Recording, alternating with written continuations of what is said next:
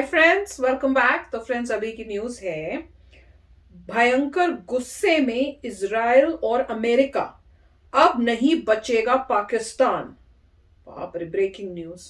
तो चलो देखते हैं। ऑब्वियसली अगर आप इस टाइप से काम होएगा कुछ, तो उसके जो है वो कहते हैं ना कि हर एक्शन के साथ रिएक्शन तो नहीं है, तो उस एक्शन का रिएक्शन तो अब उनको राइट। देखना अच्छी पड़ेगा। बात ये थी कि किसी की मृत्यु नहीं हुई, सभी हाँ। हॉस्टेजेस बच गए हैं और जो बुरा इंसान था उसकी जान चली गई, तो वो सब अच्छा हुआ। और पता चलेगा अभी कि हो सकता है और डिटेल्स आएंगे, मगर काफ़ी डिटेल्स यहाँ तो हमें मिल चुके हैं। नहीं, अभी डिटेल में ये पता चला है कि ये खाली अकेला नहीं था, और भी मेरे ख्याल से कोई यूके दो, में हाँ, यूके में थे, और उनको भी पकड़ लिया या कुछ उस टाइप से यूके में, वहां पे उसको उनको पकड़ लिया है। तो ऐसा कुछ सुनने में अब आया न्यूज में।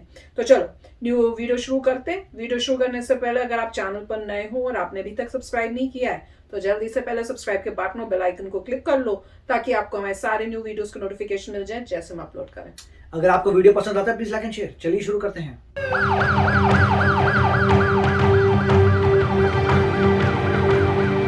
अमेरिका में एक ऐसी घटना घटी जिससे पूरी दुनिया दहशत में है।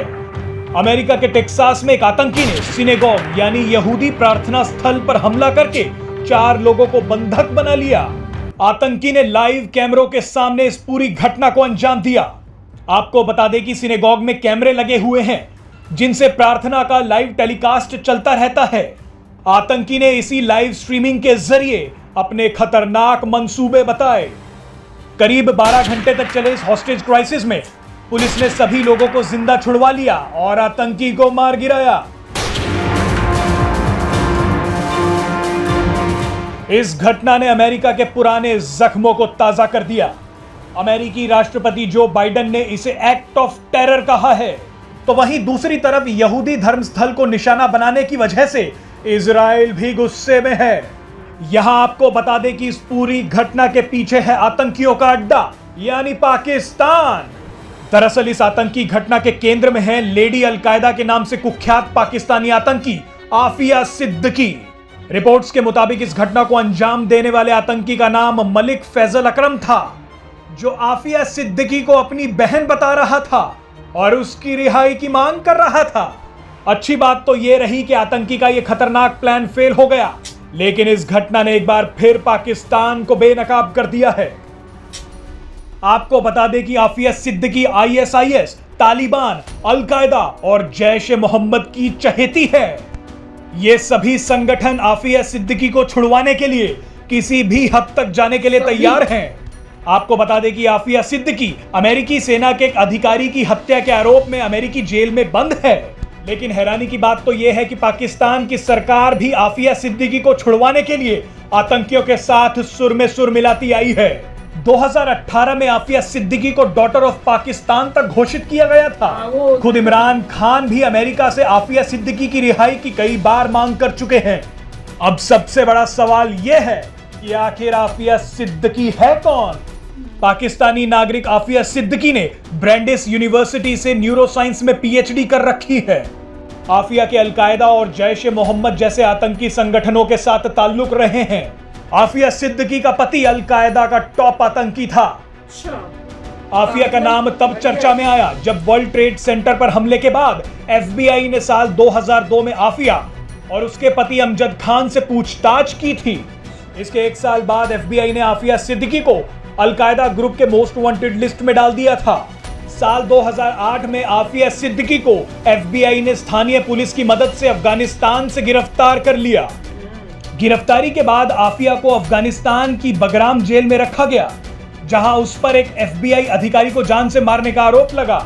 हत्या के आरोप के बाद आफिया को अमेरिका ले जाया गया।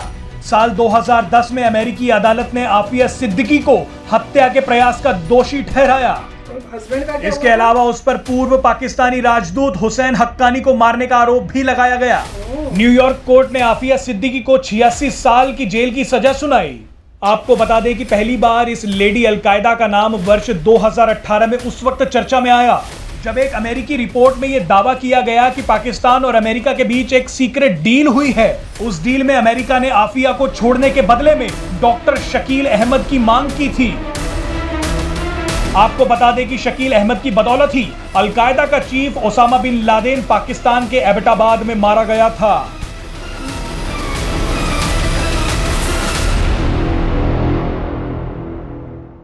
तो फ्रेंड्स, लास्ट का पार्ट मुझे समझ नहीं आया। अगर आपको समझ में आया तो वो जरूर मेरे को बताना। उन्होंने कहा कि अमेरिका ने फिर कोई डील की थी पाकिस्तान से कि वो कौन सा कोई डॉक्टर कुछ बोल रहे थे, उसको उसको उसकी जगह पे ये दे देंगे और उसको ले लेंगे। ये तो यहीं पर ही है। हाँ, पर ये तो यही है। और पे कह रहे हैं कि उसकी वजह से फिर जो है ये ओसामा को पकड़ के मार पाए थे। तो ये तो मुझे समझ नहीं आई, क्योंकि ये तो अभी भी जेल में ही है, तो फिर कैसे डील हो गई वो समझ नहीं आया। तो अगर आपको पता हो तो वो मुझे बताना, वो काफी इंटरेस्टिंग लगा था। और ये कह रहे हैं हस्बैंड थे, तो हस्बैंड का क्या हुआ जो इसके, या क्या पता नहीं, ऐसा दिखा रहे कि 9/11 में उनकी मृत्यु हो गई। हाँ, क्या हुआ वो बताना कि क्या हुआ, पकड़ के कहीं कहीं कुछ रीजन। नाम था अमजद खान। नाम मुझे नहीं याद रहते भैया, जो भी नाम था, पर देख लो। ऑब्वियसली अब देखना कोई ना कोई स्टेप्स तो ड्रास्टिक लिए जाएंगे, पाकिस्तान के ऊपर भी लिया जाएगा, और ये जो टेररिस्ट ग्रुप से अभी ये क्लियर नहीं कि सभी न्यूज में ये क्लियर नहीं है कि वो ठीक है। सिद्दीकी जो थी लेडी अलकायदा जिन्हें कह रहे हैं, जो पाकिस्तान से, वो एक बात है, वो जेल में थी 86 ईयर्स के लिए उनकी जेल चल रही है। यहाँ पे भाई साहब ब्रिटेन से आते हैं और ये सब करते हैं, बोलते हैं कि मेरी वो बहन है, मगर बहन है नहीं, ऐसे ही बोलते हैं कि अपने मन से बना लिया कि भैया मेरी बहन है। सिनेगॉग में जाते हैं, ये सब करते हैं, मारे जाते हैं, हॉस्टेजेस छूट जाते हैं। मगर ये अभी तक क्लियर नहीं हुआ, किसी न्यूज़ में मैंने सुना नहीं कि ऐसा कहा जाए कि ये जो भाई साहब ब्रिटेन से आए थे वो पाकिस्तानी ओरिजिन के हैं। पता नहीं, ये किसी ने अभी तक कहा नहीं है। मुझे नहीं अब याद आ रहा क्या आपके कमेंट्स में मैंने पढ़ा था कि किसी न्यूज में पढ़ा, पर मतलब ये पढ़ा कि पेरेंट्स शायद जो है, मतलब जो पाकिस्तान के हैं। जो भी मैंने न्यूज अभी तक पढ़ी है, हो सकता आ गया हो अब तक। कल तक मैंने न्यूज पढ़ी थी, उसमें कहीं ओरिजिन उसके जो ब्रिटिश बंदे थे उनके ओरिजिन के बारे में नहीं लिखा था। अच्छा, मैंने ये किसी भी न्यूज़पेपर में मैंने जो न्यूज सुनी उसमें ये बताया था कि ये जो है, जो क्या नाम था इसका, जो भी नाम था, वो जो आया है, वो आके यूएसए में जब आया है तो वो कुछ दिन तक होमलेस रहा है, होमलेस शेल्टर टाइप जो वहां पे रह कर, फिर उसके बाद उसने ये क्योंकि वो आया बिना पैसे के, ज्यादा पैसे नहीं है, जो भी उसने सामान लेके आया था, यहाँ खरीदा होगा, जो भी किया होगा, होमलेस शेल्टर में था 3-4 दिन, फिर चला गया और फिर उसने ये कार्य किया है। और 5 हफ्ते पहले आया था, कुछ टाइम पहले ही आया था, कह रहे थे रिसेंटली आया था,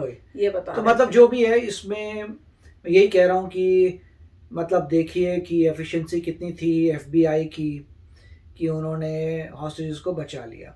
और ये सब मेरे ख्याल से 11 घंटे लगे थे। तो ऐसा नहीं है कि मतलब जब पता चला कि हॉस्टेज हैं, तो मेरे ख्याल से पूरी की पूरी चीज चली 11 घंटे, जहाँ नेगोशिएशन हुआ नहीं, और लाइव स्ट्रीमिंग हो रही थी, और लोग एक्चुअल में अब थे। एक इंटरव्यू आई है जिसमें मेरे ख्याल से जो माँ और बेटी लग रहे थे, वो दोनों उस टाइम लाइव स्ट्रीम में थे, और वो उन सबको देखा, वो कहते हैं हम लोग तो इतने घबरा गए ये देखकर, तो बुरी हालत। और जो सिनेगॉग है उनमें जो लोग थे, उन्होंने कहा था कि बहुत अच्छी बात है, जो रैबाई थे, कि हमने एक्टिव शूटर ड्रिल्स की थी बहुत बार। हाँ, वो भी एक ने बताया था, जो 4 हॉस्टेजेस थे, जब वो बाहर निकले तो उनमें से एक ने वो लिखा रिटन स्टेटमेंट दिया हुआ था, और रिटन स्टेटमेंट उसने ये बोला कि हम बच इसलिए गए क्योंकि हम लोगों ने प्रैक्टिस इस टाइप की ड्रिल्स की हुई थी, और उससे हमें पता था कि ऐसी सिचुएशन में क्या करना है। अगर हमें नहीं पता होता तो हम जिंदा बाहर ना निकलते।